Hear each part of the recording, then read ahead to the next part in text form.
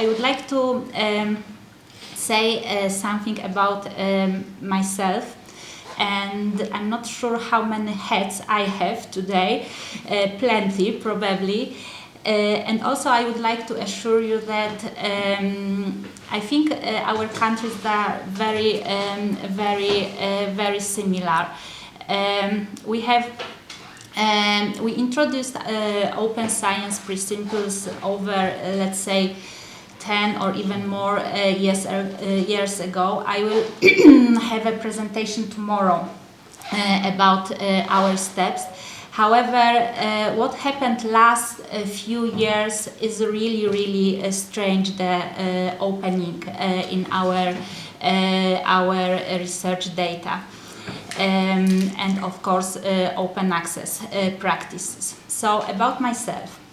I'm from Gdańsk University of Technology, and my first role is the head of the Scholarly Communication and Open Science Services. My second role is the leader of the Open Science Competence Center, which was established over 6 years ago during our project, the Bridge of Data project, which the main focus of the Bridge of Data project was establishing the research data repository, the institutional repository for research data. And this is my third hat, because I'm the manager of this institutional research data repository, and I'm very proud about this repository because it's the biggest repository in Poland. This is the biggest repository for research data in Poland, even if we now, let's say, we need to compete, for example, with our national repository for data.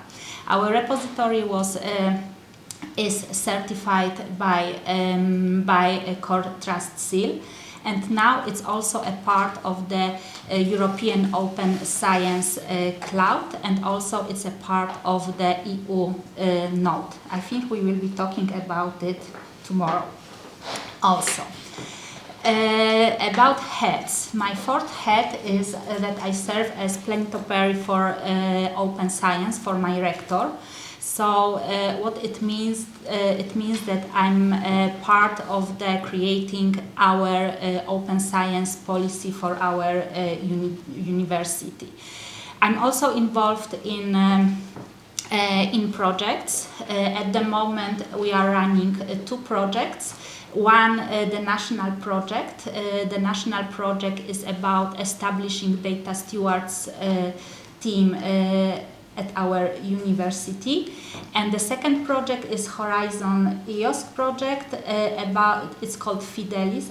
I hope I will have a little bit time today to tell you about this project and grants opportunity via Fidelis. And Fidelis, the project Fidelis is focused on establishing the trustworthy network of repositories in Europe. So I hope all the repositories from the national level and also those who would like to join this network on the institutional level will be also capable to join the network. I still have some time to sleep, so no worries. I love travels, and I'm also engaged in the research data alliance activities. I provide trainings, and today I would like to share with you not only my knowledge but also the experience and difficulties from my perspectives, because you can believe me, we had a lot of and still have difficulties because I mentioned yesterday when we introduced open access in Poland, maybe it wasn't really easy way to convince researcher to sharing their publication, but we managed, and now almost everybody knows what the open access means.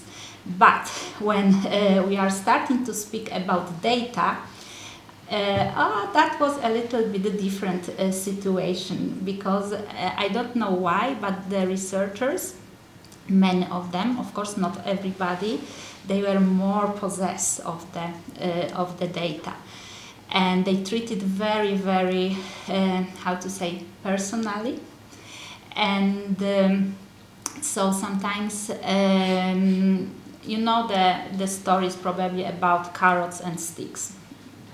It happens all the time when we are talking about convince something to do something. So in the research data, we need to be, I think, a little bit more strict. And I'm very happy that you have a legal officer in your team, because that's the very important person. I can assure you that. It's a lot of strange with the legal concerns if we are talking about research data. Okay, and this is the train the trainer activities today. So it's not like a lecture. It's more like we need to work together. So I prepared different slides, and probably some of the topics, they might be a little bit easy for you, or but don't worry. And if you have any questions, you can just stop me and you can ask them at once, because I usually know that if you leave something to the end, it might be forgotten. So I really encourage you to interrupt me and ask questions Okay, so we have our schedule. So I know that the lunch is at 12. So I will try to finish. So what I would like to also focus today is not only about research data management practices, which are of course very important, but in our second part I would like to show you a little bit about data management and about repository, because I know, do you have institutional repository at your universities? For data or for publication? For data. For data. Do you have? Are you using the I don't know, European repositories for data, like Zenodo, for example, which is Zenodo is for everything, for presentation, for publication, but also for data. And I know that you are in the middle of preparing your infrastructure. So I would like to tell you a little bit what is important, for example, in the context of metadata. And I know that you are going to establish your community. So today we have a program, Train the Trainers. So maybe you personally will be a trainer in the next few months, but also maybe you will be responsible for creating a group of trainers. So I would like to focus also about the methodology a little bit, and some kind of theoretical framework for creating learning materials. I would like to start from two, let's say, quite easy topics. So the first one is research data management, and the second, what are research data. And when we started to create content for our Data Stewards program, we were taught that it will be very easy task, because all the researchers produce data. That's obvious, yes? You create data. However, when we put some strains on the research data management, some policies, some requirements, for example, from our agency, national funding agency, like creating data management plan when you're applying for grants. We were very surprised because researchers came to us and told us that they don't want to really prepare the data management plan because they don't create any data. And we were surprised because they applying for grants, for the research grant. So one of the main point of research grants is that you create data. They could use the ready data. Yes, that was one thing that they said that they are not creating any data, but they're using, for example, from the reference databases. That's the first thing. The second thing, I remember you are mathematician, yeah? So I'm not really sure what kind of mathematics are you conduct, what is about your research. However, we had a lot of theoretical mathematicians, and they said that no, we don't have any data, we have formulas and things like that. Is this your situation? Because yes, the answer is that formula is also the data. Yes, formula is also the data. It might be different from the perspective when you need to, let's say, when you have rights to create formula and things like that, but the formula is the data. So the problem is how to share the formula, yes, but that's the things for data steward. How to advise researchers to share the data, which is not sometimes so obvious. So first of all, what we started, and when we are starting a training for data stewards and for researchers, we are talking about what does it mean research data management. And research data management focuses on different part of your conducting the research. So it refers to the organization, your research, your data. It's also focus on the documentation, the storage, and the sharing your research data. And research data management topics, they are very flexible. So you could see, and from this presentation and probably from previous presentation, you will see that it's very hard to structure the proper training for the research data management, because you need to cover a lot of things, and those things and those aspects of research data management, they are constantly appears in different part of the topic.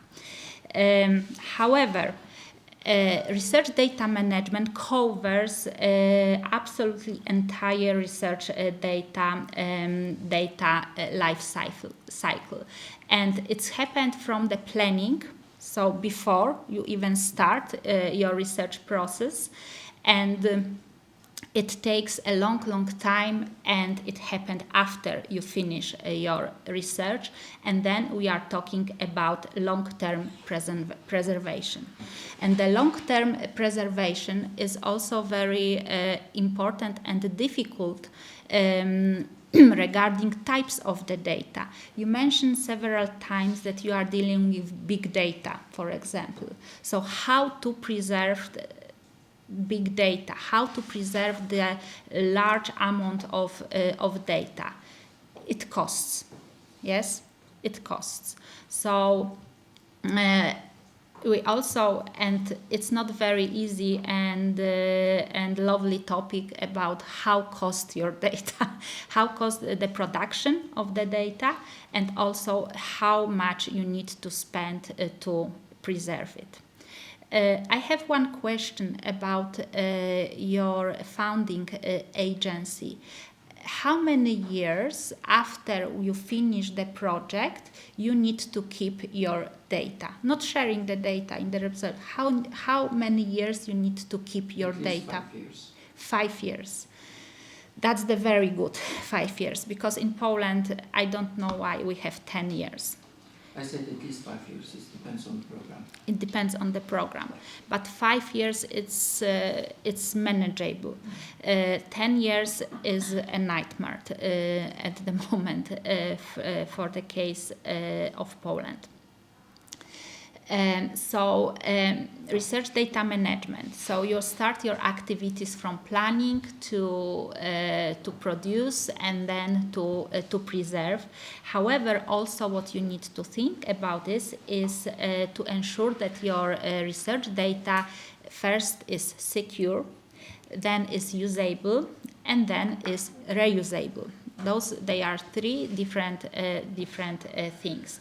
And from the secure part of your data, also you need to think about what kind of data you produce. And if it's the sensitive data, if really you can share it, yes. And if you need to share, or if you must to share, how to prepare your data to share, and don't rush anybody. So, like anonymizing or pseudonymizing your data. You also mentioned that you are from the publishing houses, yes, and you are dealing with journals, and you establishing the open access journals.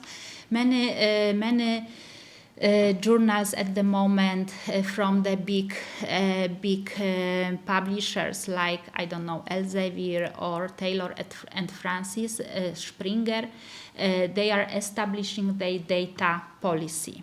Yes, it's not so common still at the moment for open access journals from, let's say, university. So when we are talking about Diamond Open Access. However, those big companies, big publishers, they introduces different data policy, and or for example, they require data statements when you're publishing your data. It's also, and I saw it from the Milena Slido, that you have already published some data papers. Do you mean by data papers, data descriptors? I don't know, it was anonymizing, but who already published any data paper? Because the data descriptor is the type of the journal article, and actually it's very how to say, popular at the moment. So we have very good top tier journals with high impact factor which publishes data descriptors. For example, scientific reports or I think data in brief from Elsevier. And what happened in Poland and at my university also, that we realized that this type of articles as data descriptors, it's increasingly higher our rates at the moment. So the data is making via these data descriptors is also making this visibility of the researchers and of their data, and also this data is citable. Yes, I will show you after the After the break, I will show you our repository.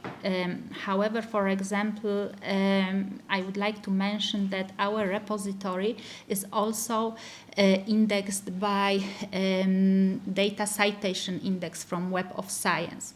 I don't know what's your evaluation system of the scientific units in Bulgaria, and I don't know how you deal with these impact factors, and it's still very important.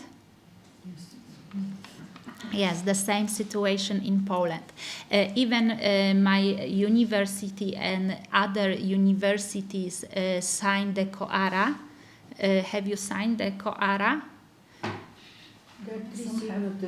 Three signatures from yes. So the COARA basically deals with the proper assessment of the researchers. They don't really want to use metrics to assess researchers like impact factor, H-index, and so on.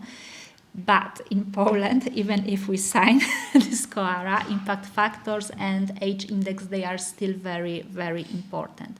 So, and this is a tip how to encourage researchers for sharing data in our repository, is to prepare our repository to be ready to index by Web of Science. So we, from technological point of view and from quality point of view, we managed, and now all our data sets, which are deposited in our breach of data repository, you could find them also in Web of Science. So it means that if that data set is cited, it also appears in the citation. So that's the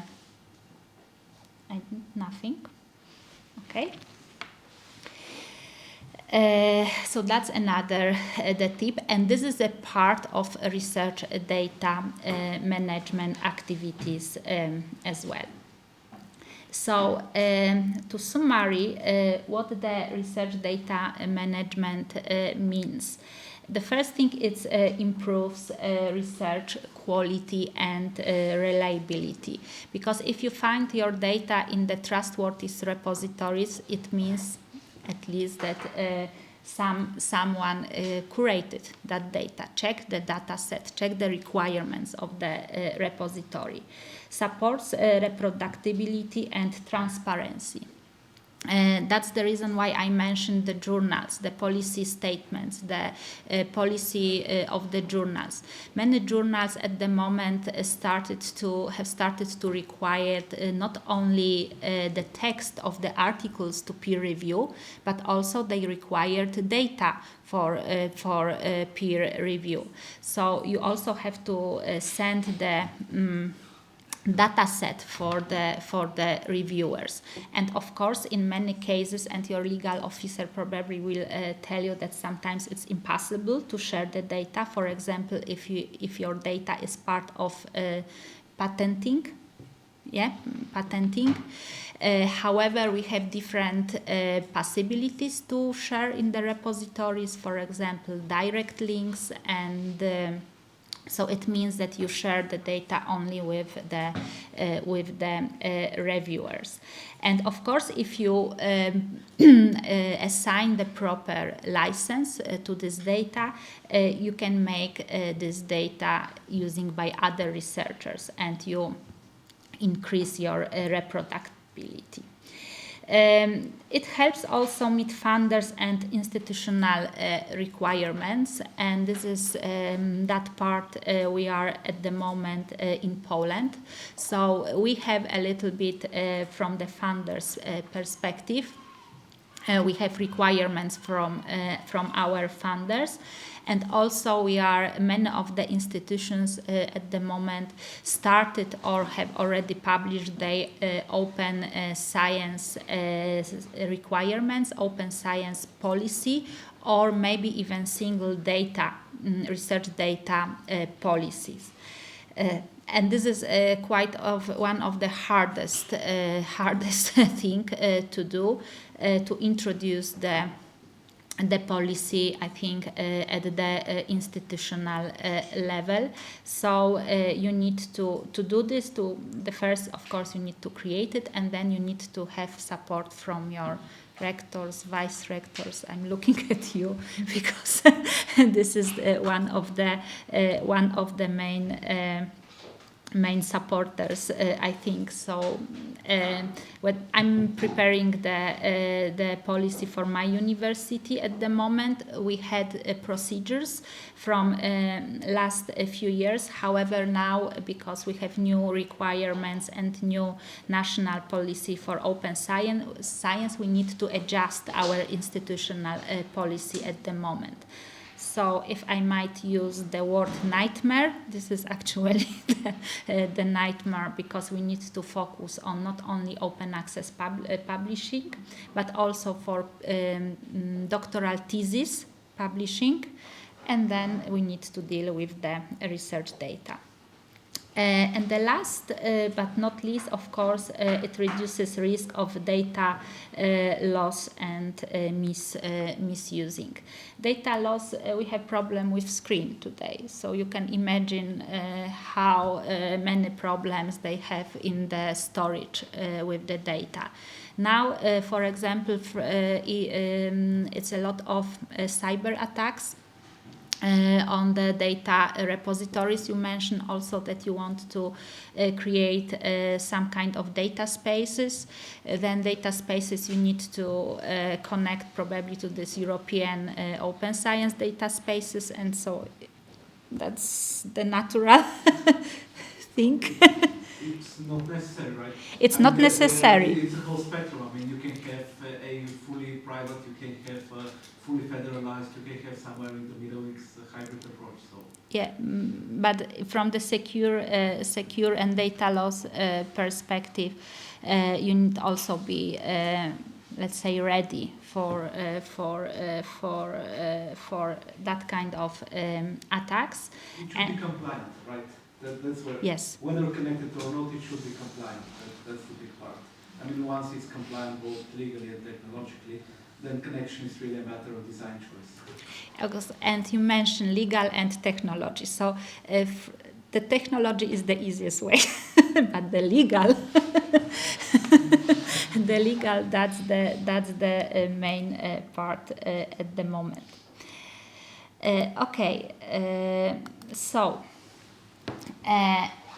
And now from the train the trainers perspective, I don't want to spend a lot of time on what are research data, because it will be your job as data stewards or your teams as data steward to explain researchers that everybody produces data.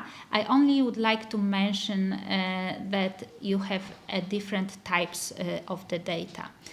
And in the perspective of creating a repository, when you're creating the national repository or when you're creating your institutional repository, you need to take into consideration the different types of the data. The easiest way is to create a disciplinary repository, because then you are dealing with one disciplines, you have metadata standards, and you know how to describe your data in the context of the requirements or good practice of the discipline. However, when you see we have different types of data. And we can, let's say, divided them into the, let's say, observational, experimental, simulation, reference, and so on. But also, I don't know, you see, but also the data might be digital or not digital. We are also have discussion in Poland and I think in Europe at the moment, what do you mean by raw data and processed data? So we had a few years ago. We had at our university we had a focus group from 3 different universities, from Gdańsk Medical University, University of Gdańsk, and my Gdańsk University of Technology. So we have like a technical disciplines there, like engineering, computer science, and so on. We have some researchers from Gdańsk University who are, let's say, humans, sociologists, and so on. And we have a medical university. And we ask them a question: what do you mean by raw data? And what's the difference between your raw data and the data and proceed data? So the raw data is the data that we collect directly from the source that we are investigating. Okay. And then we work with this data. We have an outcome. So that's the idea. Okay, so I can tell you the example. We have 2 researchers, and they use some kind of let's say tool. And the first person said that the data which comes from the tool is the raw data. But the second researcher said, no, this is proceed data, because I had to calibrate the machine, and I put my calibration into that machine. And they started to if you argue. put this data to the tool, after that they are not raw. They are raw before the tool. When you put the tool in the tool, the data, usually, maybe not 100%, but 90%, you touch this data. You edit something to structure, something is not correct, and when you have some data and put it in your tool to do what you have to do for the research, you have to correct something. After that, they are not raw. Not raw. Okay, because the reason I ask you why the difference between the raw and processed data is, and I'm looking for your legal officer, because the raw data, when you are dealing with raw data, it means that this data doesn't refer to the copyrights and to the author's rights, because in the raw data you don't even have to cite it, even if, because the raw data, as our legal officer explained us, is something in the air or is somewhere. Even this is discipline specific, because in the humanities. I disagree. I Yeah. disagree. Me either. However, from the raw data contain the information for the patient, and this is the most sensitive information. We have to be very careful not to leak this information. So it depends. And in the humanities, it could be digitized primary sources. I agree that you can calibrate your digitization equipment to introduce different quality of objects, but with digitizing artifacts, you also have rights which are inherited depending on the content. In our case, it's also, I'm sorry. It's arbitrary, and it will be arbitrary. I don't want to step in your shoes, but legally, I had to cite the picture that was taken with the monkey. The New York Public Library had cited this, the legal guide, the New York Public Library. So a photographer goes in Africa, the monkey guy grabs the camera, shoots a picture, and it's still a legal battle. Who has the copyright? Who has the so it's arbitrary. Yeah. And it will be arbitrary. So it must be a definition that is made on UNESCO level, on national level, on institutional level, to provide this definition. Yeah. Yes, I wanted to add that in our case, it's even the self-preparation. It requires a lot of handwork, and then not everybody can calibrate the devices. It takes a lot of prep work, like an hour or 2, so it's a tough job. So this would be the very raw data, maybe even the cell and the chemicals that it's treated with. Just to add that this is the theme of my presentation, so I'll be talking about the legal status of data, so we will be discussing this. Okay, that's great. And what time is your presentation, this part? Or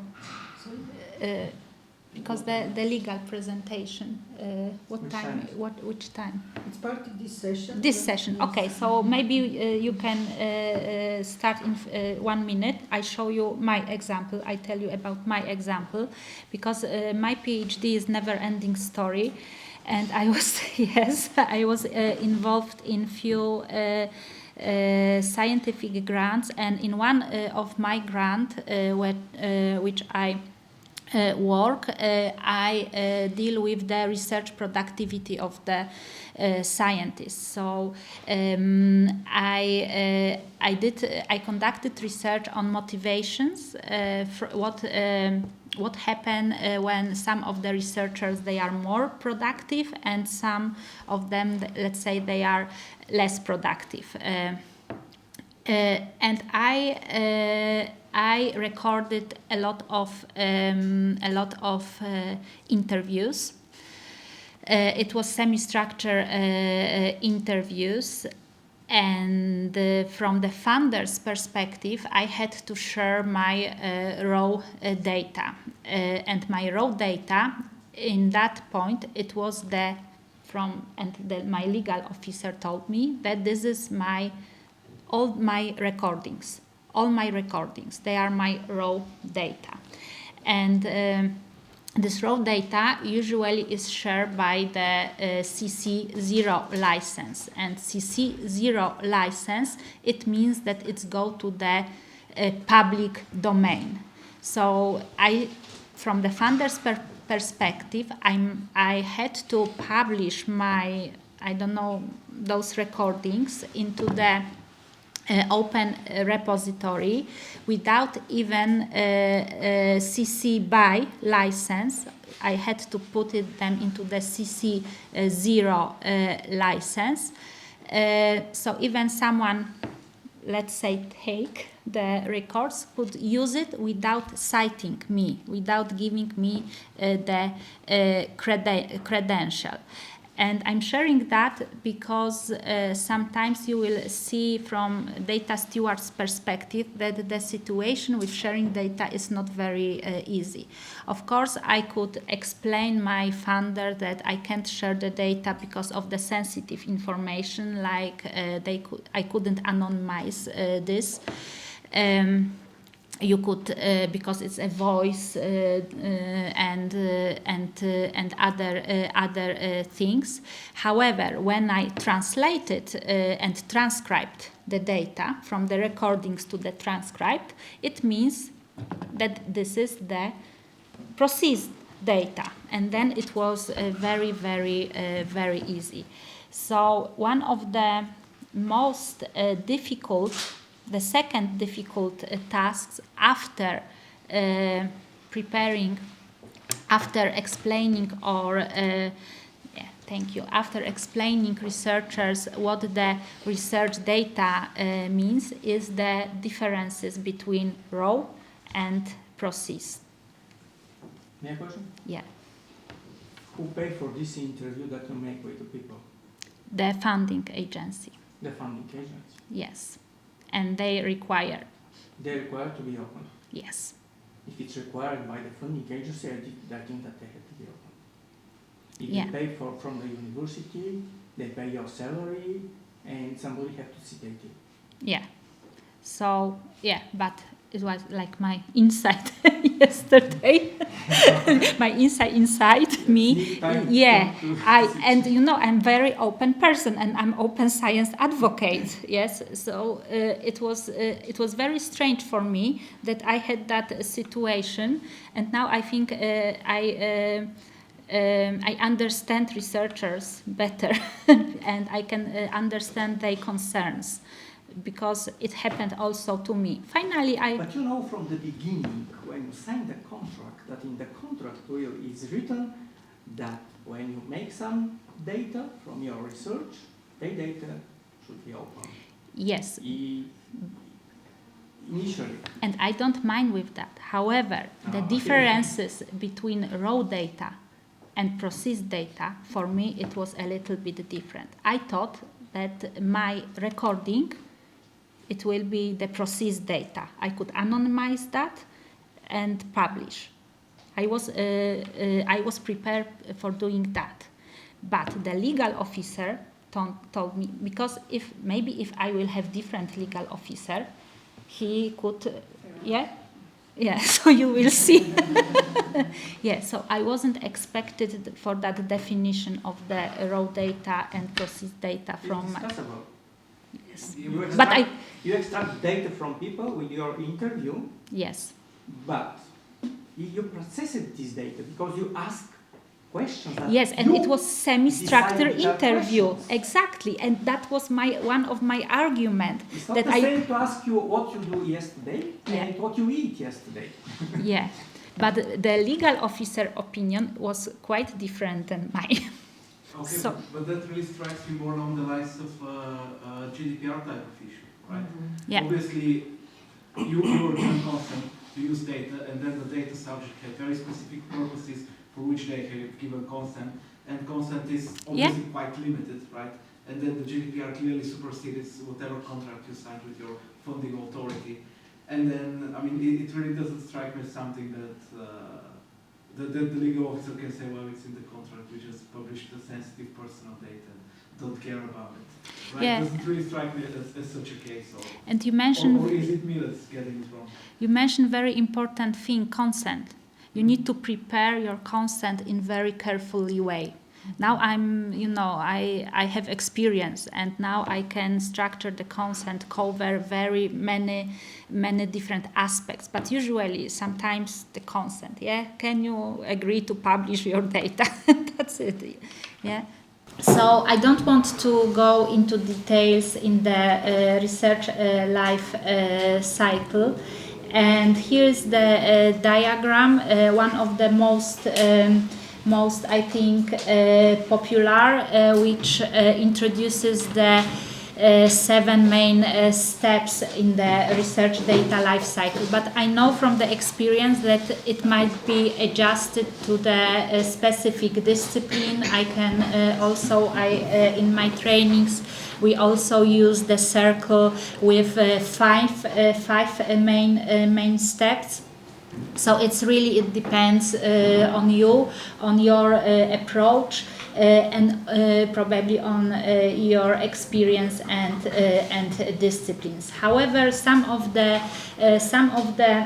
activities they are similar, and they might be covered in the data management planning, even if the data management plan templates, they are vary between countries, between different projects, different funding agency, and different requirements. So basically we are talking about the phase of planning, and this is the planning phase. This is the phase where a data management plan is supposed to be created. Then we have a data collection phase, when we can focus on different quality and consent, for example. We have to cover here also some ethical considerations. And also I will show you in the moment the slide about data stewards, and we cover some legal issues, but we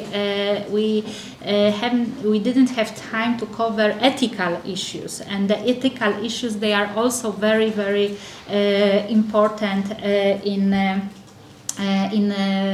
research life cycle, and also data management planning. And also they are very important, those ethical issues or consent issues, from the technological point of view. Because, for example, if you will be creating and design your infrastructure, your data repository, you need to think about procedures. What's about removing a data? For example, the consent might be removed. Yes, the people who gave you before the consent for publish their data, they can set they are not they don't want to participate in the project anymore, and then you need to have the special procedures requirements from the technological point of view and procedural point of view when you're creating your repository. Then we're going to the processing phase when we can touch things connected to the cleaning your data, structure, describing, document your data, then analysis,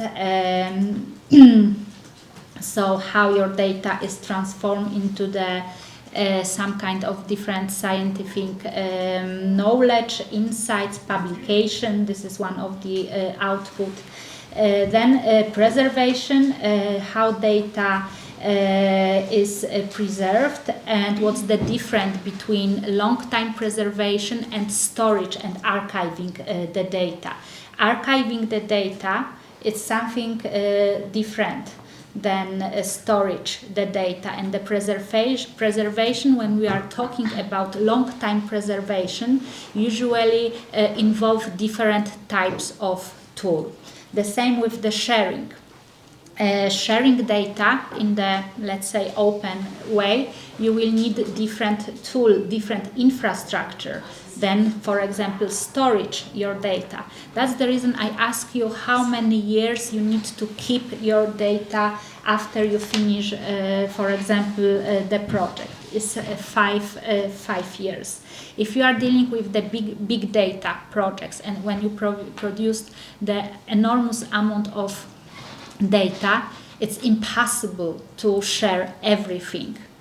It's impossible because usually the repository they have their own regulations. For example, my repository we can deposit only data set to 100 gigabytes for the one data set. But if you have data like in terabytes, what you need to do? Yes, you need to select some data which will be sharing in the institutional, let's say, or national repository, and you need to prepare, or you need to think about where to keep, archive and storage your data. It might be a cloud, I don't know, cloud solution. It might be other solutions offered by your repository. And the funny thing is that data steward, we will be talking about that in the moment, sometimes has to advise researchers to all the steps in this research life cycle. And then, of course, reuse, how to meet the fair principles, how to put the license. I don't really, because I think you are aware of fair principles.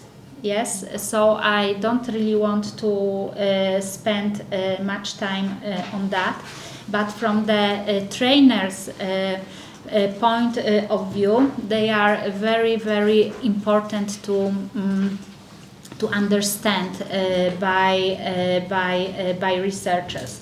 The first thing is that they are applicable to the data and metadata.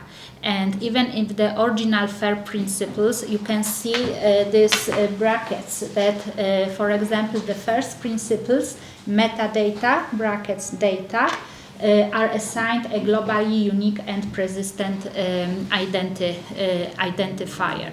So some of the researchers and some of the trends in the research data management, they even insist that metadata is more important than the data. It probably because of some kind of disciplines, but also in the domain-specific repositories, you can sometimes see that they only share the metadata. They don't share the data. They share only the metadata. Here, findable and the first F principle is, I think, the most important because is metadata and data are assigned a globally unique and persistent identifier. And my question to you is now, what kind of persistent identifiers are you using? Milena asked about first one, the ORCID. ORCID, ORCID. This is type 1, ORCID, ORCID, ORCID. This is one persistent identifier assigned to the researchers. Yeah, so we can identify you as a researcher by the ORCID number. The second very common persistent identifier is for organization is ROR. Yes, so probably almost all the universities they are using ROR. So we have ORCID to identify researcher, ROR organizations, and then what we have? DOI, DOI, yes, Digital Object Identifier. Is it persistent identifier design especially for data? Not really, yes, because the publications they were first. It's a lot of working groups and even grants to establish a persistent identifier for data sets, but they are not successful because DOI is very much popular. Yes, so from publication we came to the DOI, and usually we use a DOI. However, we have different persistent identifiers for data. Yes, we can also use, for example, handle. We can use ARC. Yes. So with DOI, the problem is that you need to have money. Yeah, because you need to have money. So probably if you are designing the institutional repository, you need to find the funding for DOI as well. The discussion now in the European Union is also to process identifier for projects. And the SERF from Denmark, they are our agency for we haven't done it yet, but the persistent identifier, for projects. I just need. It's not my computer.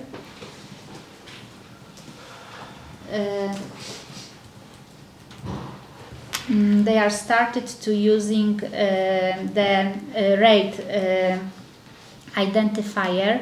In Poland, National Funding Agency at the moment, let's say, explore the topic of the rate.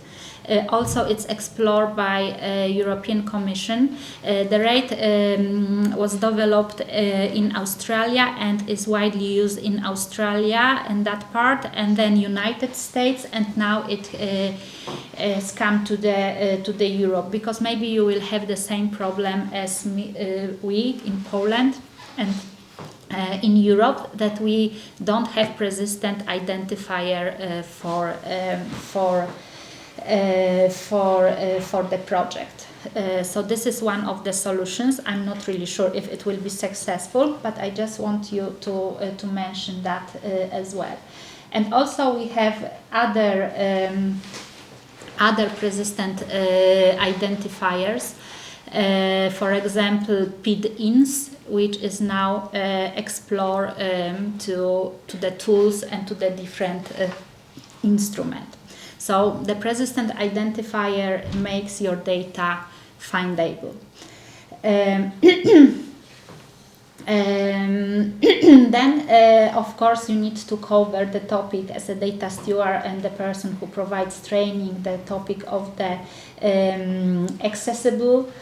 The most important is using the open and free protocol, the metadata standards, interoperable, the third one, and the fourth reusable.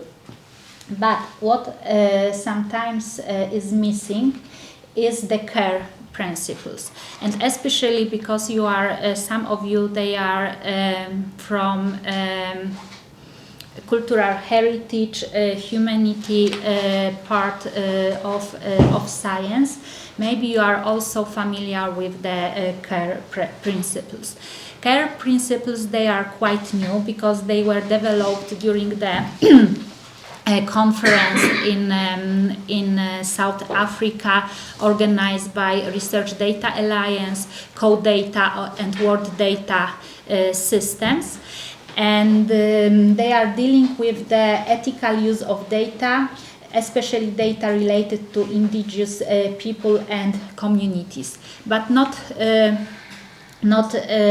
they are not only about that, and especially the last letter of the care principles, E as ethics, they are at the moment very important. So you know probably that we are let's say we are developing the new program, because Horizon Europe is finishing soon. So all the consideration for the new framework for European project the next years, they are thinking about include also not only FAIR principles to the sharing your data, but also the care principles. And here is like the table which me and my team, we put the main difference between or the main issues with the FAIR and care principles, and we use it very often during our trainings. And also what is recognized now, that to somehow and to some extent the care principles also they are introducing into the health data. And when you are dealing with the sensitive data, you can clearly see for example, ethical consideration in sharing them.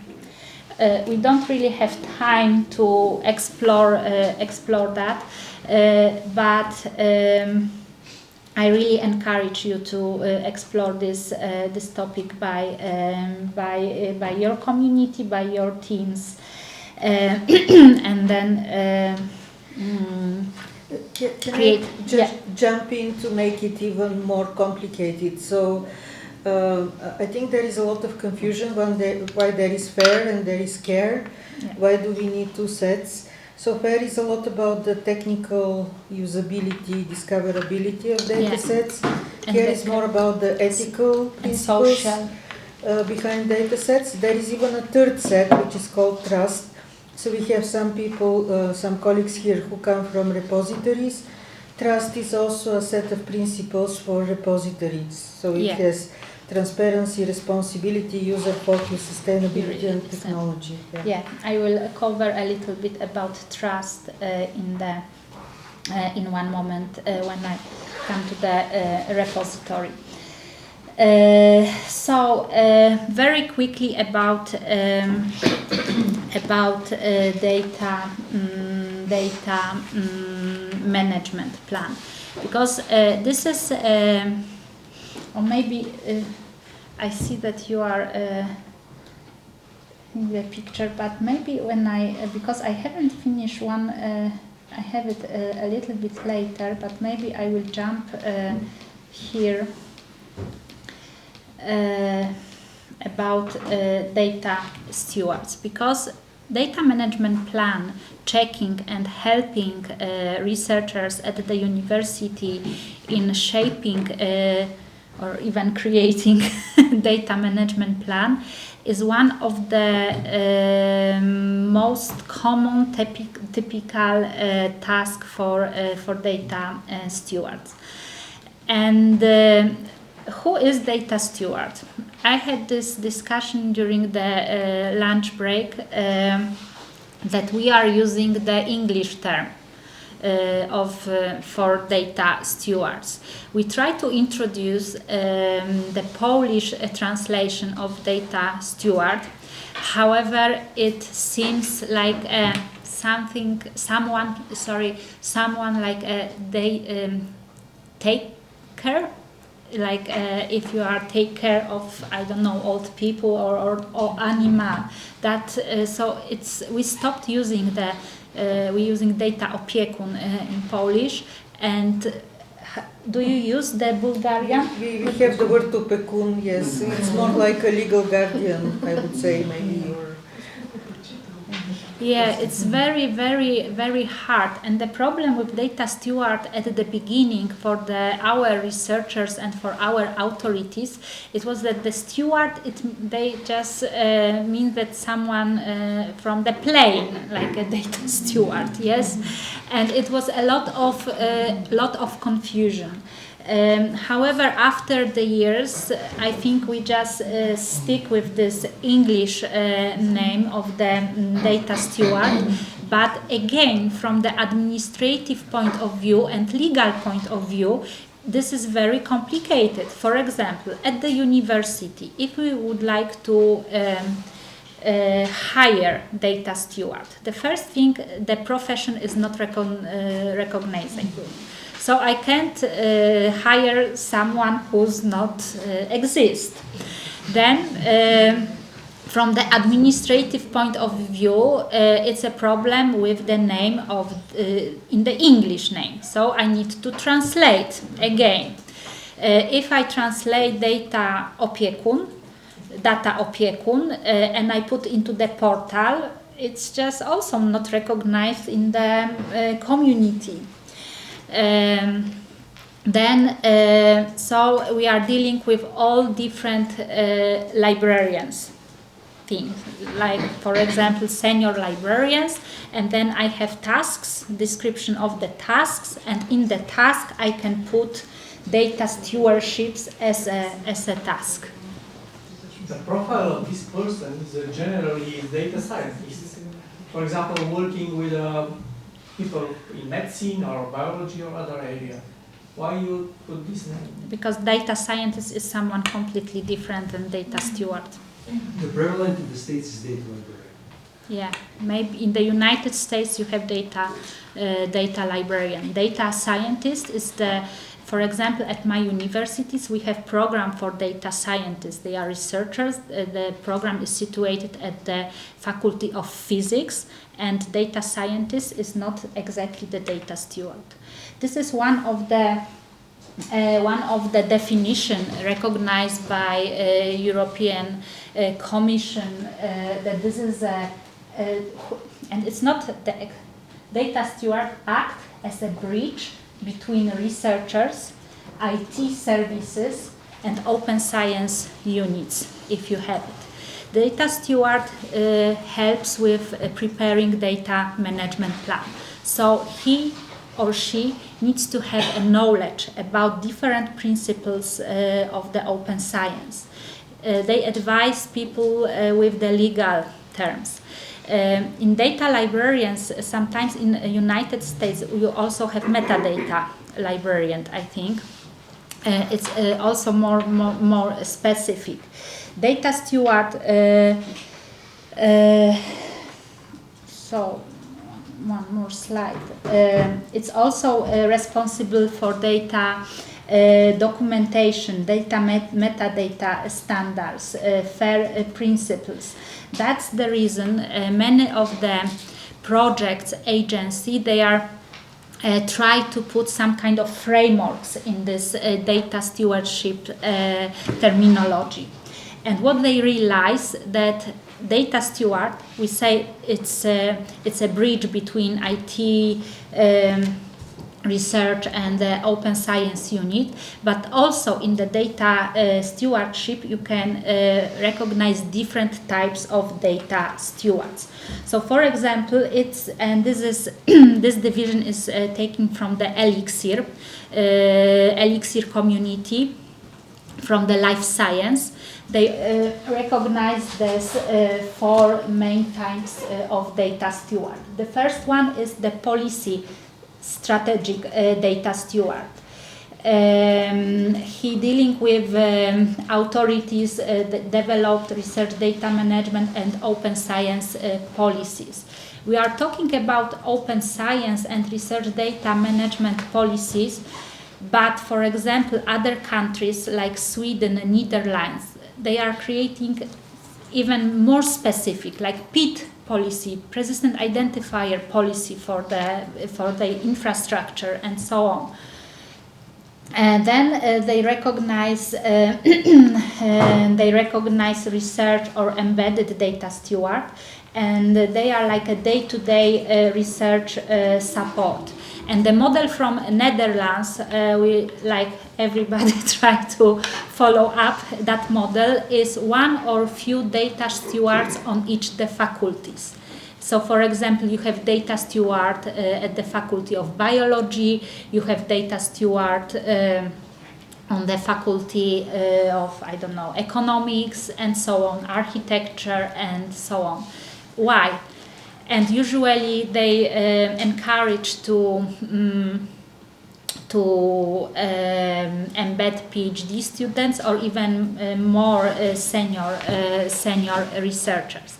The problem with these data stewards is that they are very much connected to the disciplines. They know how to deal with the discipline, how to documented metadata standards specific for the disciplines, but sometimes they do not have knowledge about more general things or more specific, like legal issues in sharing data and so on. Also, the research data steward, sometimes disciplinary data steward, they might also provide trainings for other researchers, train the trainers on, or something like that.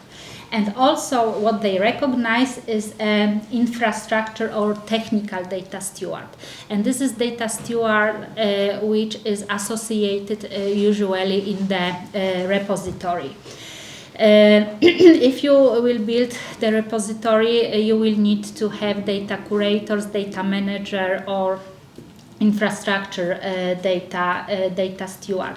It's a person who accept and check the data sets, the requirement of the data sets, and so on. The problem in Poland is that at the beginning, when I started to create my team, and it's still like that, we don't have financial support to create all those beautiful pictures like from the Netherlands or other countries.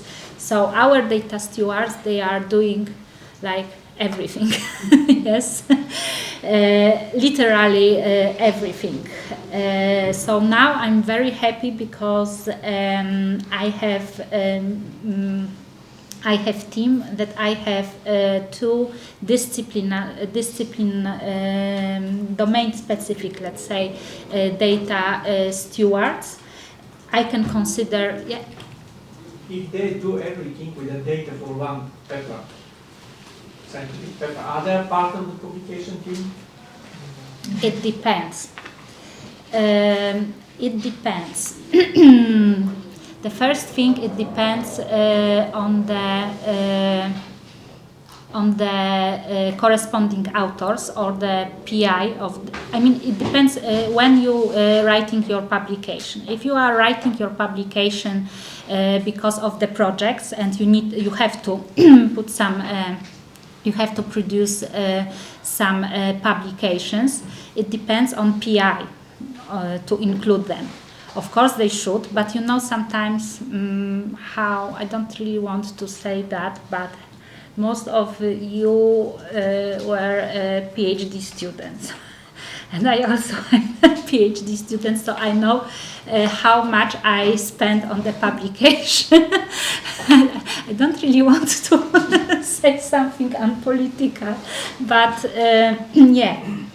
But in the publication, you have this. You can cover. You can indicate which authors is responsible for what. Yes, you have these statements, different method. You can explain that that person is responsible for, I don't know, introduction and analysis. You have also, I don't know, sometimes some of the journals, they use this percentage approach, that this author 30% and 20% and so on. And in data, you have something like roles. And your question is a little bit forward, but when you are putting the data set, and this is my institutional repository, if you are using the metadata standards created by a data site or whatever, you need to put the role in the data set creation. And the data site created different roles for different meanings. So for example, when you deposit the data set in the repository and you are the main author, you always appear as the creator. However, because of the process, you also engage some of the technicians, of data manager or editor.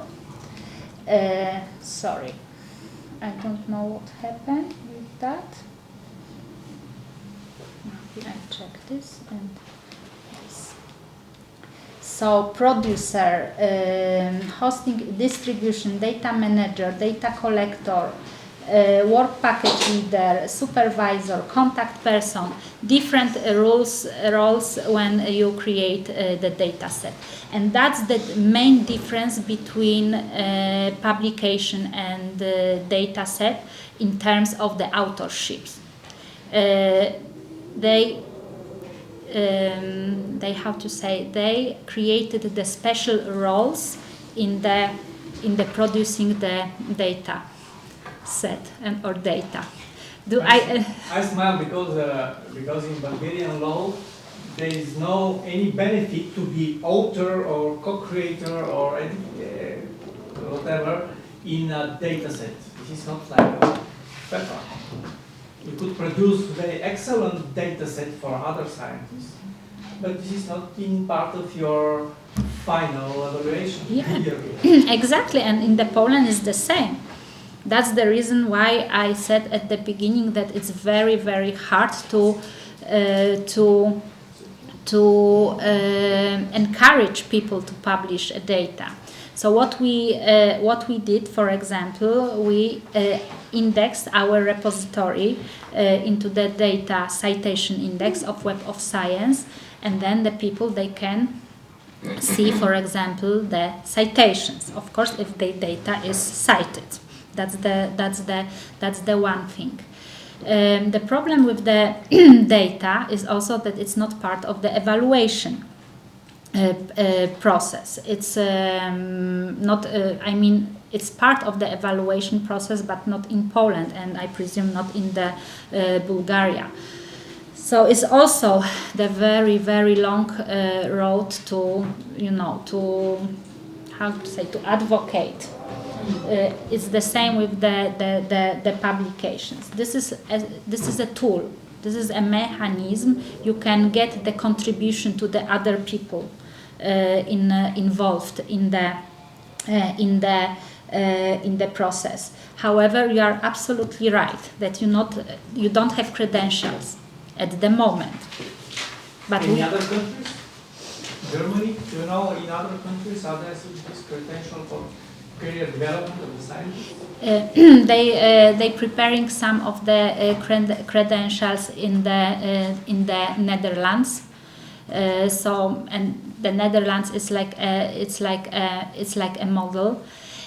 Also, I'm not sure if in REF in 2029 do they try to put also something like evaluation of the data, because the REF is like a model evaluation, but not at the moment. What they will be count, I think it's at the moment the number of the data sets. So they are not like focus on let's say the quality, the really quality. They will be counting like numbers. It's happened with the publication. They counted that from the beginning, how many publications, how many citations, and so on. And unfortunately, it also happens with the data. However, is this initiatives make data count? So they are thinking about applying different kind of metrics to the data sets, but they try alt metrics like downloads or views. However, in the AI, it's just you can make yeah, exactly. So it's not very it's very hard to encourage people if you don't have official recognition, because we can talk that your data will be more visible and so on. However, I understand that you as a researcher, you have a lot of obligation for your institutions, for example, for the evaluations process. So it's that's the tool. It gives you by data side, and is used by people who prepare data sets. However, no formal recognition. If your country or if your institutions sign the COARA is one of the initiatives. They want to change something. Yes, they want to include also data in the assessment process. However, I don't know how many years COARA has right now. No, it's young, about 3-4 years. 3 or 4 years. So I think it needs time. So if you extend our open data portal, Bulgarian open science portal, with the open data part, we have to sign COARA. And no? No, you don't have to sign COARA. COARA is about the is reform in research assessment, which basically pushes to go beyond not all metrics, but most quantitative metrics, and look more into qualitative metrics. So publications and data you can treat as quantitative metrics, but also you can look at the quality. So I think the big push is to get away from just looking at number of citations and impact factors, but actually to look into the quality of the publication. And this is in a way what REF does. They are not based on the metrics, but they look at the essence of the submitted publications. But it's very hard to avoid the metrics, especially when you have the national or institutional requirements. How also you can, for example, you can encourage people and you get credit for the data is the law or regulation prepared or made by your funding agency. So many funding agencies, especially those which are in Science Europe, but also beyond from the UK, or they are put the element about data sharing in their policies. And So, for example, in our National Science Center Poland, data management plan it's obligated. So all the researchers applying for grants, they need to prepare data management plan. The same in the Horizon, but in the Horizon the templates they are very vary. Sometimes in the Horizon, for example, in the widening, you don't really have the data management plan. You have something like the data statement, and you only explain how you deal with the data. So it's you can also usually is you can also use the tools. I don't really have time to show you the tools with the templates. However, we have three main tools: Argos, DMP Online, or DMP tool. We have more because we have Data Wizard, we have commercial. But the problem with them, from example, from Poland's point of view, is that our Polish template, it's not recognized in that tool. So you can only create the templates from the Horizon projects, for example. So also you need to take this in the consideration. And the one thing is that the data management plan is the living document. That's the one thing you need to be highlighted very strong at the beginning for all the researchers, that the data management plan and your research, your data, they can change over the time or during the project or whatever. And in Horizon, when you have proper data management plan, you have very good solution, because you at the beginning, for example, you create something like a data statement, data explanation. Then after 6 months, when you received your funding, you have to send the data management plan. After that, after 18 months, you will update your data management plan, and then at the end you created the final report and you can check what was changed. In Poland we have a data management plan at the beginning, then every year you need to report data sets, and then we have the final report. And usually you in the data management plan you have to include everything what you plan to do in all these phases. And I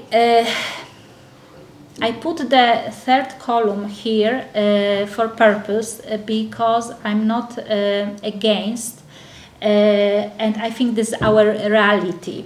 So I put how AI can help you in data management plan.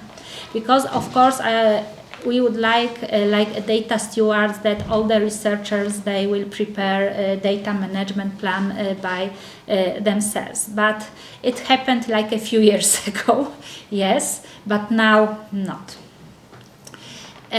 So this is also very hard task for data steward to encourage people, even if they are using AI, ChatGPT or Copilot or whatever, for creating a data management plan, how to check it after. Yes, of course, it's a very good tool to translate or to make summaries, abstract in some part of the document. However, the data management plan must be checked by researcher, must be created by data stewards. For example, in terms of different license, in terms of indicated the special repository. Not all the institutional or disciplinary repository will come with the requirements from the funding, and so on and so on. So don't fight with AI because it's impossible, I think, at the moment. It's just our reality. Try to train researchers and other data stewards how to use them properly. And about metadata and repository, and I give the floor for the national portal. We have a lot of metadata standards. It's very common at the moment even to apply for cascading grants to create metadata standard in your domain if you don't have it. For example, at my university, I'm also involved in digital pathology. This is a digital pathology virtual microscope tool, and we have 20,000 DICOMs of different organs for recognition of the different cancer stages and so on. And I couldn't believe that digital pathology, they don't have their own standards to describe these DICOMs. So, for example, probably the next step in the few months, it will be by the team of the pathomorphologists to apply for some kind of a grant to describe it.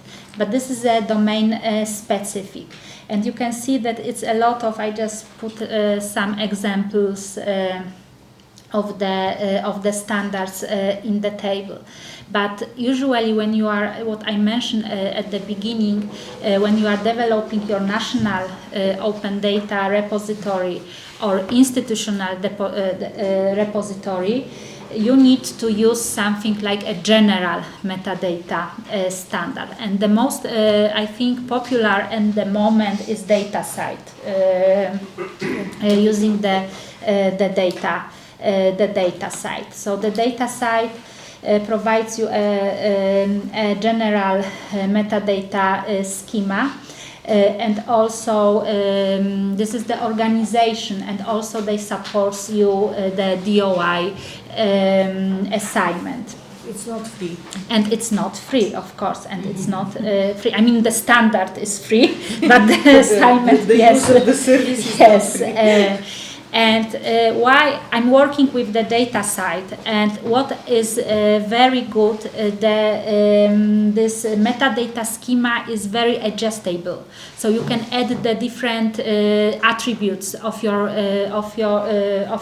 metadata to your metadata formats. For example, we added the special fields, and I'm prepared. The special fields, and of course this is because I'm at the Gdańsk University of Technology, so I had to create the metadata attributes for different disciplines, but nobody wants the very, very big things to, yes. However, some of the metadata attributes, they are common for all the disciplines, some not. So to encourage people, we add few other attributes which are actually, they are very popular. So we took the special attribute related to the geolocation. So we add attribute as a location, but also we add something from biomedicine, bioengineering. We have also attribute of the ethical papers. And this is quite unusual. However, what I realize, other institutional repository, they are started to use our approach. And in the ethical papers attributes, we divided them into the two metadata attributes. The first one is the name of the committee, so it's very important, and then it's the name of the agreement. The agreement number. Agreement number, for example, is in many cases required by biomedicine or other journals. For example, do you know these +1 journals? When you are submitting the data sets from you need to put the agreement number and the name of the committee. And of course, we use the schema org, but I think it's very common. So just to the non or less technical data stewards. Here you can differences and you have the model how to connect data site and the schema org with your repository and persistent identifier and the web index discovery. So we mentioned the repositories and in the context of data management plans and research data life cycle. It needs to be highlighted that the repositories, they are very strong rely on the metadata. And this metadata makes your data searchable and exactly interoperable. So when you design your national infrastructure, you need to take into consideration many things. And also when you are talking about metadata, you need to think if you'd like to assure only general metadata or you need to go to more disciplinary.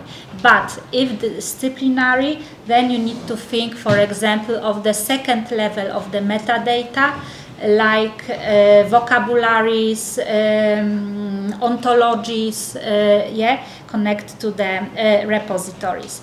And two things about creating and also choosing your repository for share your data. The trust principles, Milena, she already mentioned that at the moment we have the trend of connect FAIR principles, care principles and trust principles.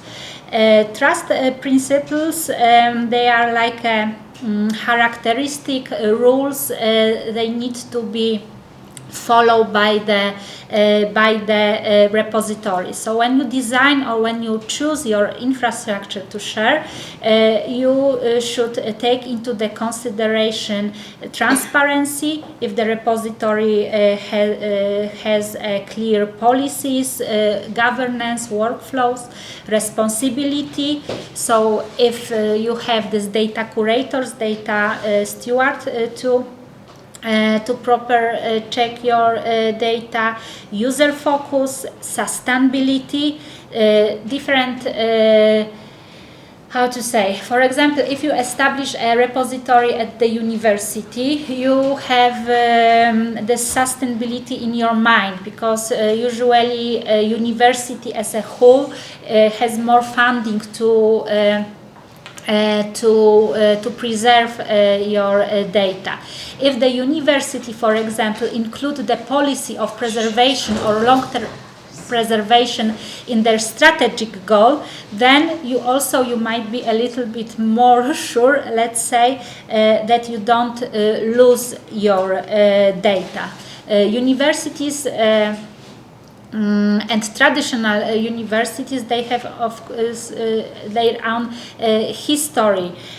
So usually they are chosen by users quite kindly. And also, of course, technology. The software should be updated. Yes, we mentioned about, for example, you mentioned DSpace. DSpace has many versions at the moment. The same Dataverse, another software.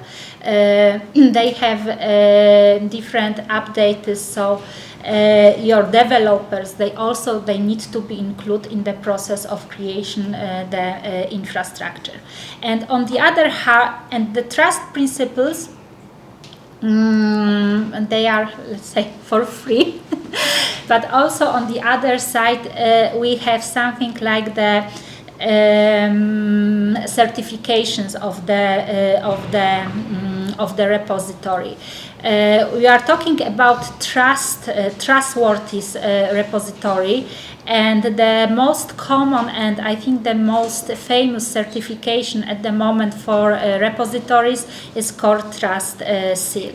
And Core Trust Seal is exactly based on the trust principles. Both Trust and Core Trust Seal, the roots, they are in Research Data Alliance. We don't have time for today for the Research Data Alliance, but I strongly recommend you to go to the website.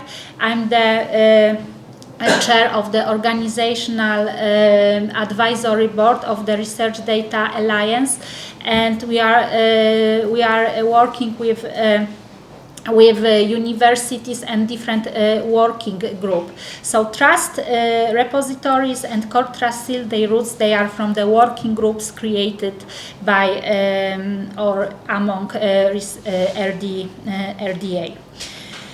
The Core Trust Seal is the certification for 3 years, is paid.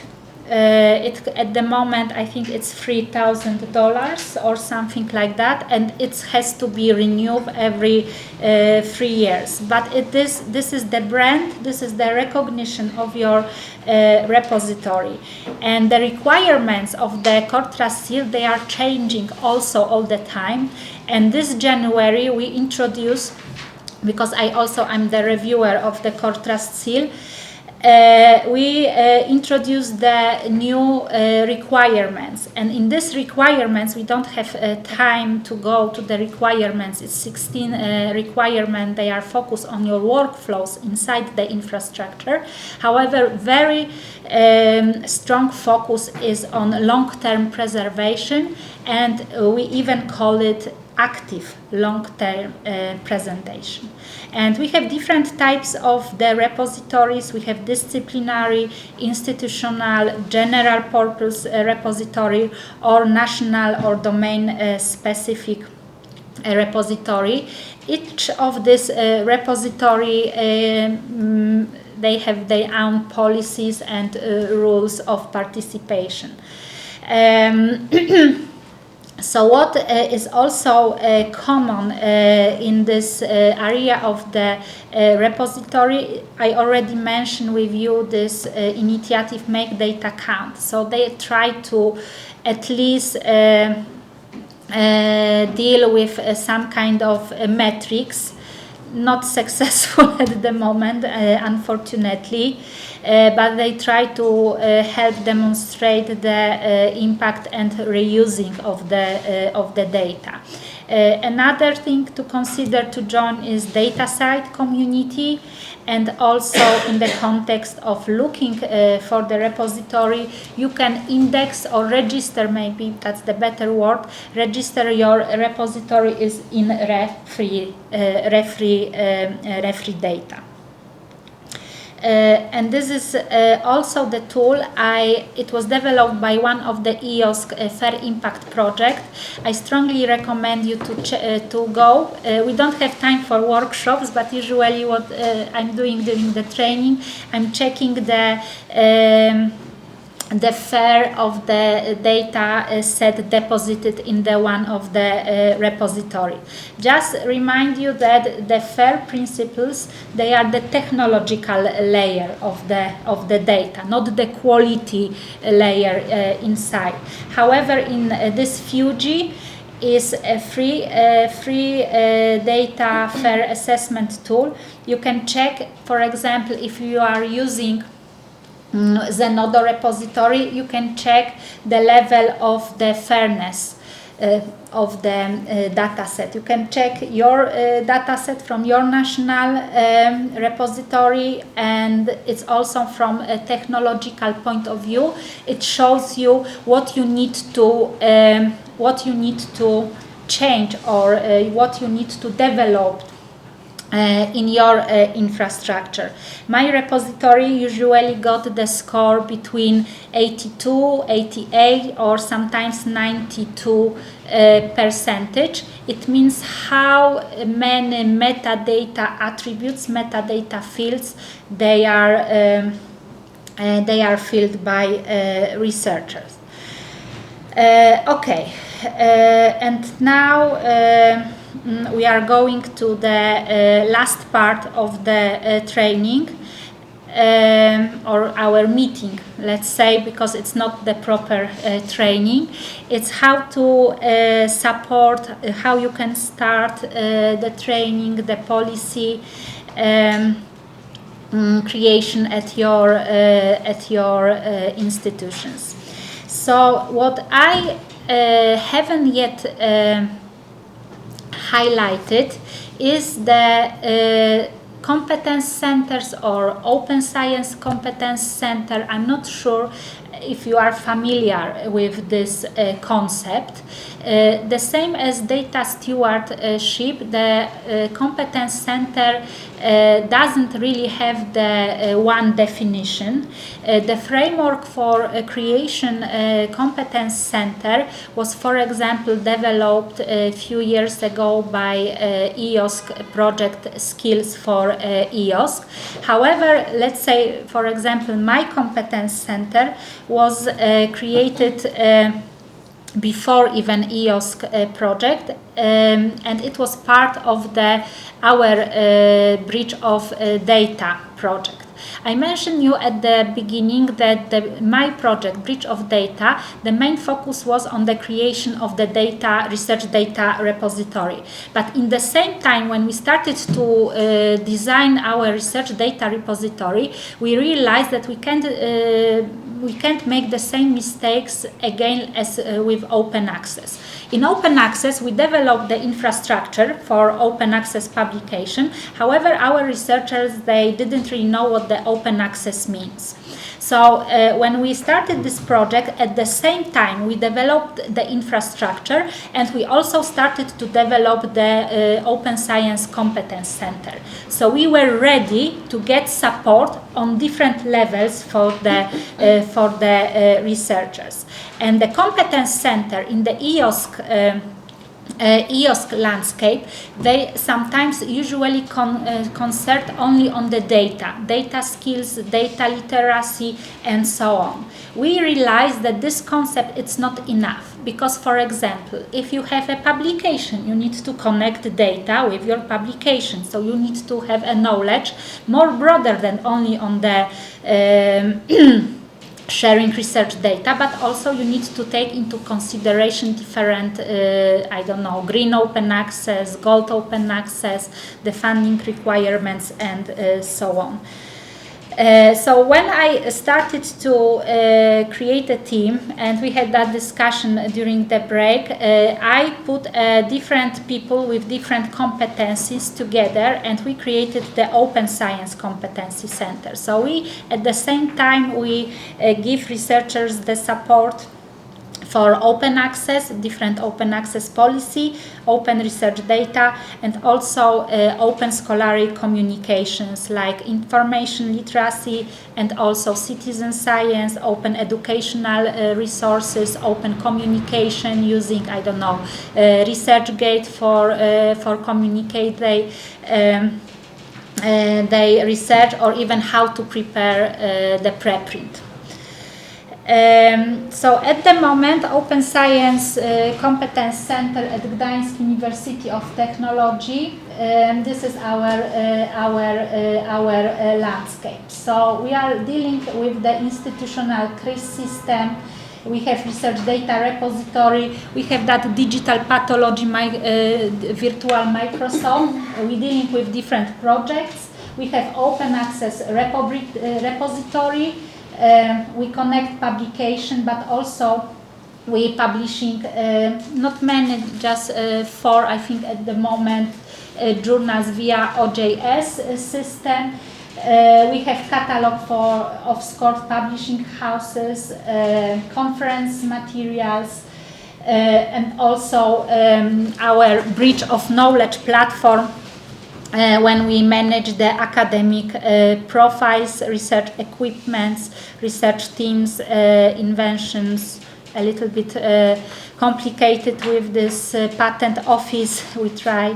So we just put everything which is connected to, let's say, open together. That's our approach. That's our approach. However, we try to manage that, and of course it's financial consuming, because I have a team of 8, sometimes 9 people. So and also now we are creating that team of data stewards. I have 2 data stewards, and myself, I consider myself data steward sometimes as well, in this Open Science Competency Center. And also we have this satellite from different faculties. So when we started to develop this minimal institutional model, we had to take into the consideration a few elements, and that might be also the case of you creating your community or your support. So the first steps, we assess the current state. So that's, I think, the normal thing, that you need to check what you already have, what you've already done, and what you are able to achieve. Because I would like to say that I need the team of 25 data stewards at the university. Okay, so I can go to my vice rector and I can smiling and I can tell him, but he said, "Oh, Magdalena, Magdalena." He can encourage me to write the project and get some money for that, but you know, it's impossible. Yeah. So just step by step. So assess the current steps. So what kind of existing policies do you have? What kind of existing practices do you have? Because the faculties, they are different between, and sometimes you can be even surprised that they are doing something at the faculty.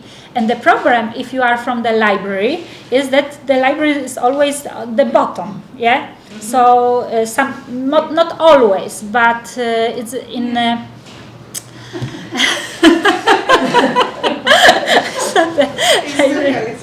yeah.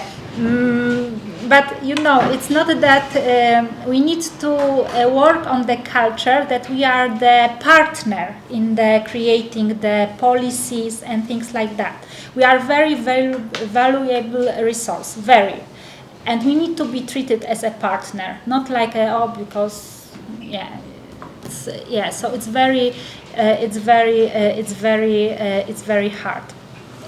Then, for example, we identify the priority of the data domains, and I told you that we were lucky because we had project, and we could develop the infrastructure for the whole university.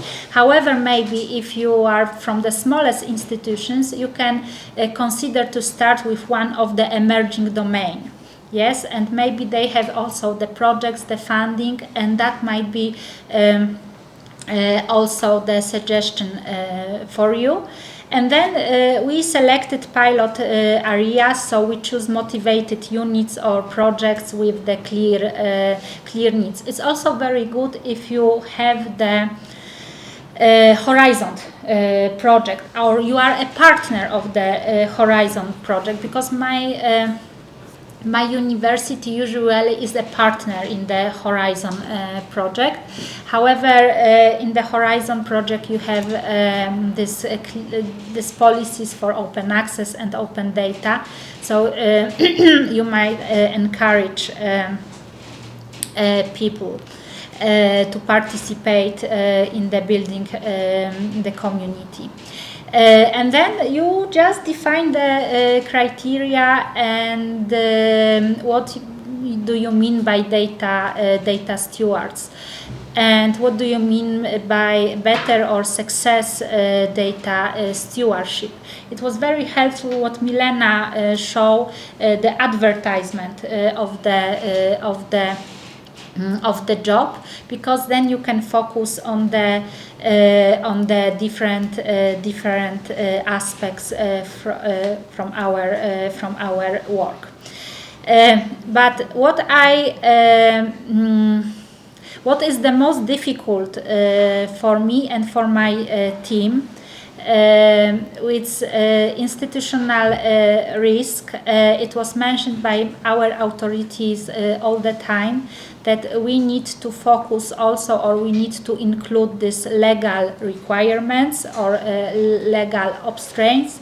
We need to build on the ethical consideration, but also in the same time we need to think about the reputation of our university.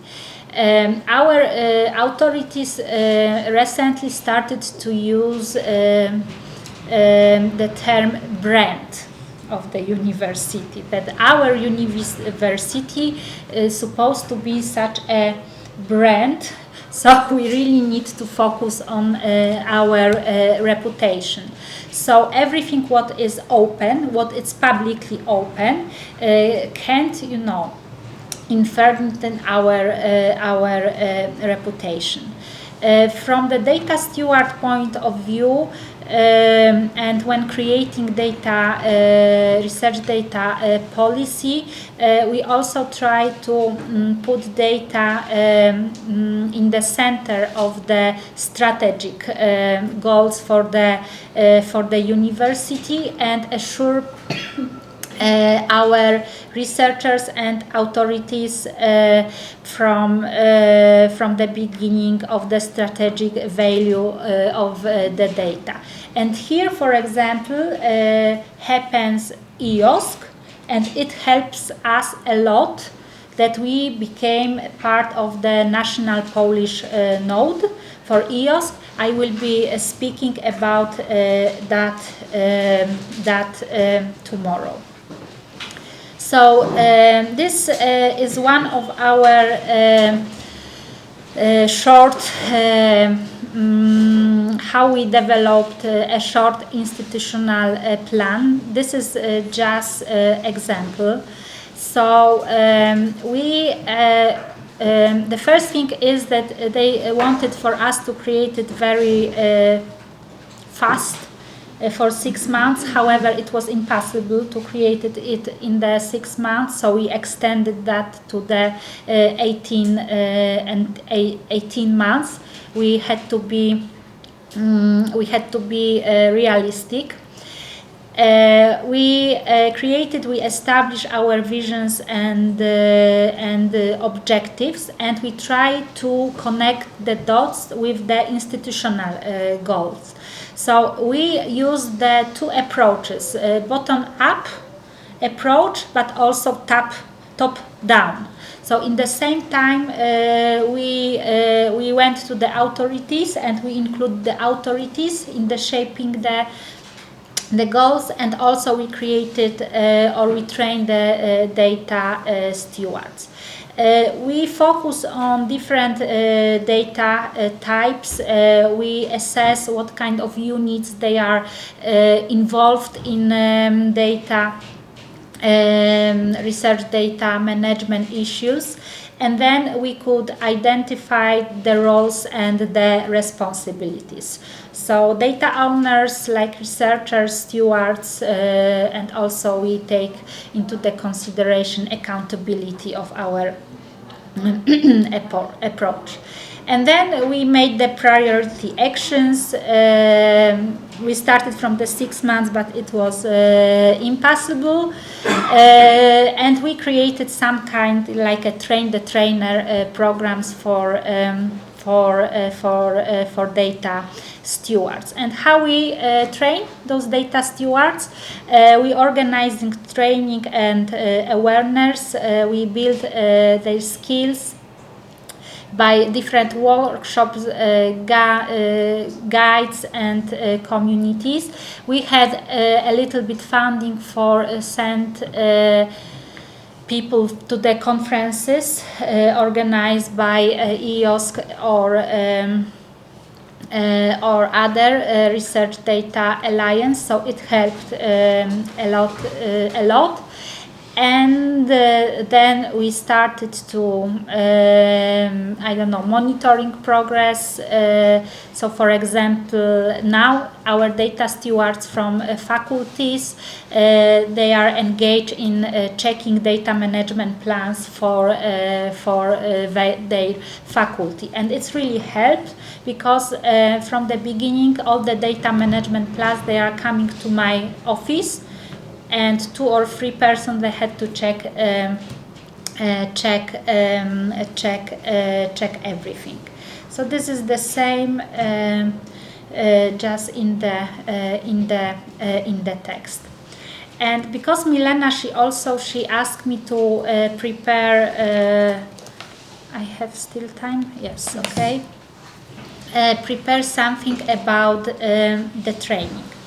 I know that not everybody can provide the good training, because you need to have also some we call soft skills to present your knowledge and to engage people in the training, explain. You need to deal with the technological issues. Sometimes you can't be afraid of answering the questions.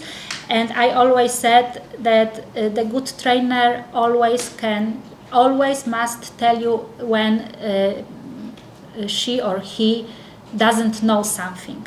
I can't make stuff. It's just you need to be, you need to be. You need to know what you exactly what is your knowledge. So I have different people for different trainings. So for example, if someone has, let's say, technical skills, or they are keen to use AI, they are very good in the training we call, let's say, AI tools in data management plan or something like that. But on the other hand, when I have my colleague Marta, she has different type of skills, and she provides very good training about metadata and so on so on. And also the target groups. We using different approach when we are talking to the, let's say, policymakers. Different approach where we are talking to the PhD students, and different approach to the senior researchers. We try different training formats. Sometimes webinar it works. Sometimes short internal courses works. You just need to also play with that. And I prepare the tables with different training methodology, and also what is very let's say trend and emerging at the moment, I use some of the theoretical frameworks for providing the training. So I don't have time to go with all of them, but I think the tables, they are some can consist, and you can explore the topics then by by yourself or by your community. So what is the most popular for us is competence-based learning, then probably you know problem-based learning, case-based learning. It's very good with the senior researchers from the faculties when we, for example, doing the discipline training, because we are doing that on the based on the case studies, real cases, real researchers, not virtual, and this was quite successful, and of course blended learning. Then we tried train-the-trainer model. However, train-the-trainer model needs time, because even if we call today train-the-trainer, you could see how many aspects we touches, and not really everything was covered. Learning by doing, hands-on activities, maybe some kind today. We will try this hands-on, and it's good, for example, for PhD students. Micro-learning, probably you know about micro-credentials at the moment. Yes, so it's also the approach in the training methodology. We call it micro-learning. It's 5 or 15 minutes, but I'm not really sure if we could cover anything in the 15 minutes. It's very strange, very difficult, and also adaptive learning. I like it very much, because this is the approach that RDM training is treated as an ongoing activities. Because even, for example, I told you, Cortra Seal, every 3 years you need to apply for the certification. In the case of data, different legal initiative, rules, everything is changing, and the only thing for sure is change. Yeah, and taxes, yes. Exactly.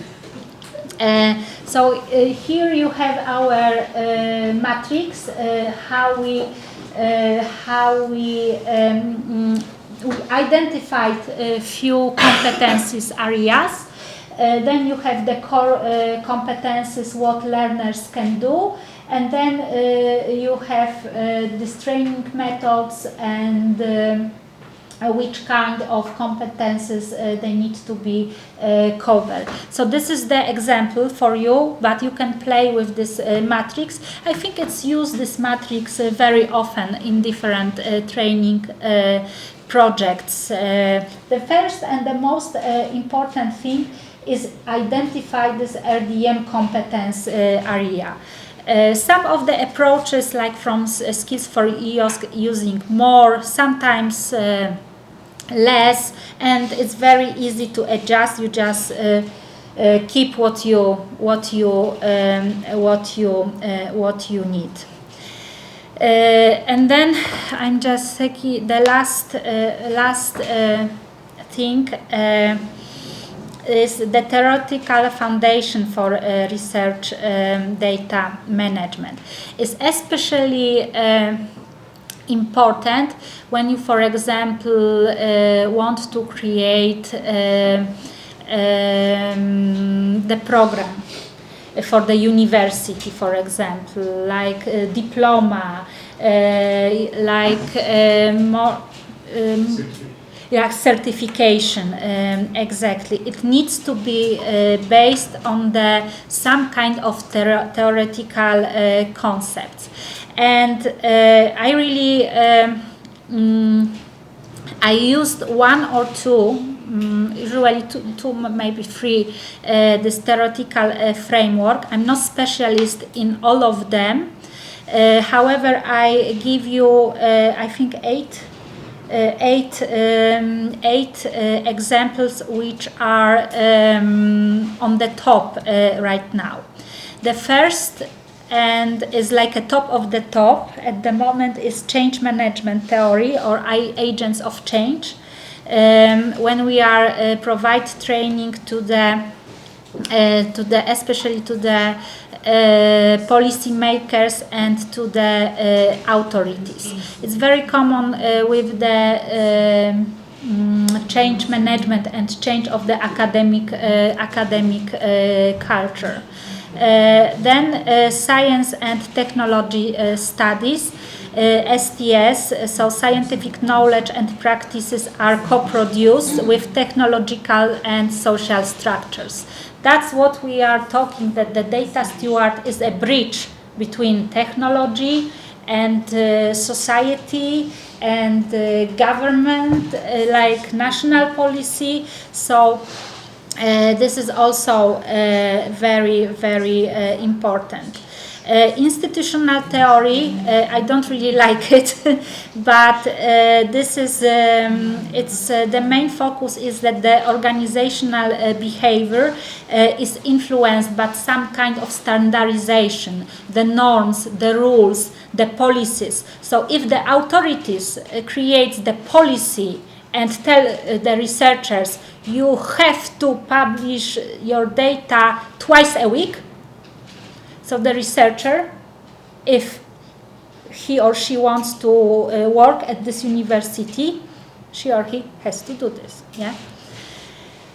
Diffusion of innovation theory from Rogers, lots of innovations. Now, that theory is used in the Horizon projects, for example, when we are dealing with the innovation. So you can see a lot of this diffusion of innovation theory in the even now the widening calls for Horizon, and then more, I think. Me and Milena, we are familiar with the communities of practice, how to create the community and capacity building, how to connect and how to create our networks. Then I like the ant, like this mrówka in Polish. I don't know. Mrawka. Oh, mrawka.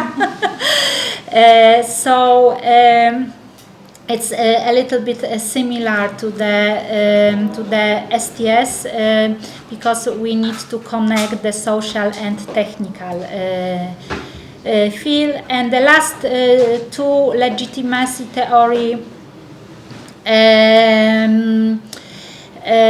I'm not really familiar with that, and the capability maternity model, it was developed or used recently by, I mentioned to you, NFDI.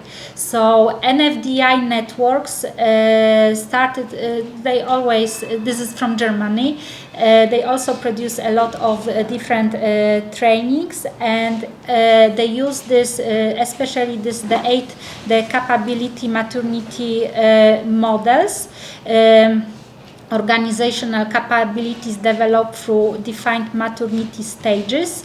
They use it, for example, for LLM trainings and AI. I haven't touched this one at the moment, but maybe in the future. This legitimacy theory is also connected to the legal issues. So if you, for example, use this theory, you need to have your colleague on board.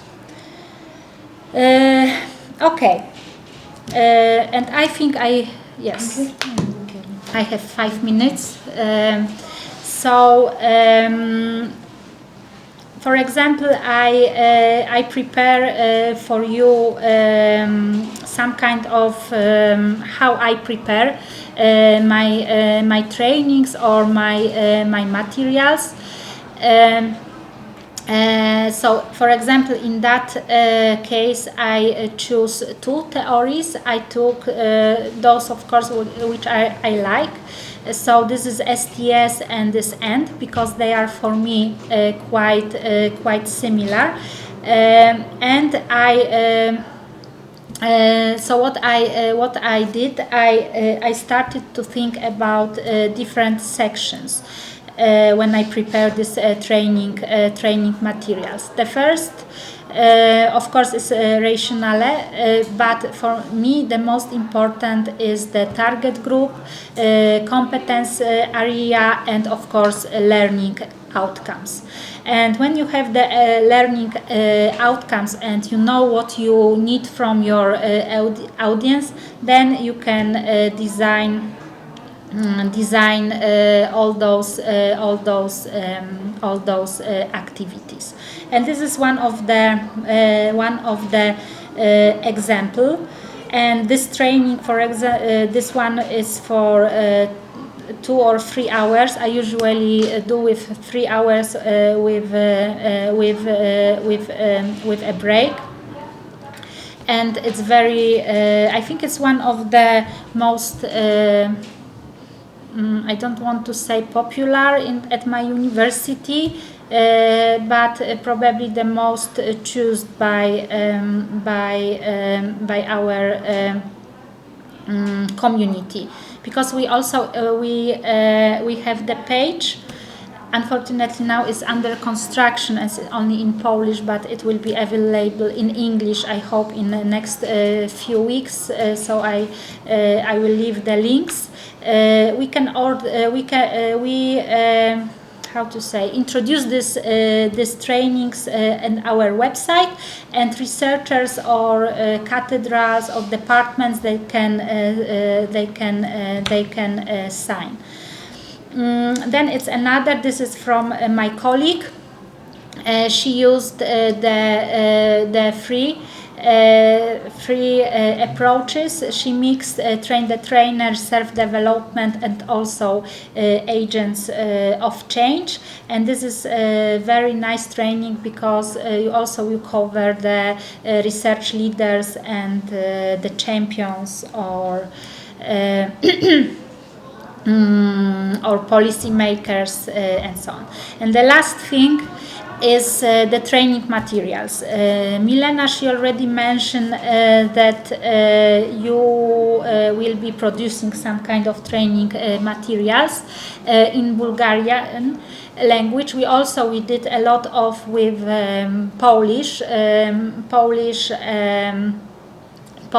materials. However, we try to use some kind of methodology in preparing this training materials. So this is, I think, skills for EOSC and Fair by Design. They are most trendy at the moment. I think so. We provide you a link to this training as well. And here at the end you have, for example, checklist if you would like to use this EOSC and Fair by Design methodology. However, what's happened, because EOSC Skills for EOSC, it was the project, and they applied for extension. I must say that, Milena, extension of the second phase. They wanted to develop the Fair by Design methodology and Skills for EOSC methodology, and they were not successful in the call. So European Union, they always talked about sustainability, but after that, if maybe those other better projects, however, this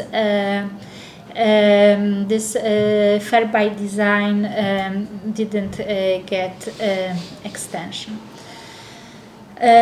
Okay, I was trying to be very fast at the end. If you develop the training materials, you also, after that, you will need to think about where to upload them and how to describe the materials as well. But this is for another session.